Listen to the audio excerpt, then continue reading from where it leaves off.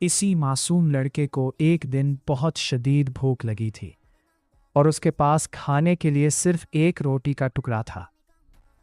وہ جیسے ہی کھانے لگا، اسے سڑک کے کنارے ایک چھوٹا سا بھوکا اور کمزور کتا نظر آیا جو سردی سے کانپ رہا تھا۔ کتے کی معصوم آنکھوں میں بھوک اور بے بسی دیکھ کر لڑکے کا دل پگھل گیا اور اس نے اپنی بھوک بھلا دی۔ اس نے مسکرا کر اپنی واحد روٹی اس معصوم کتے کے آگے رکھ دی۔ کتا خوشی سے دم ہلانے لگا اور کھانے لگا۔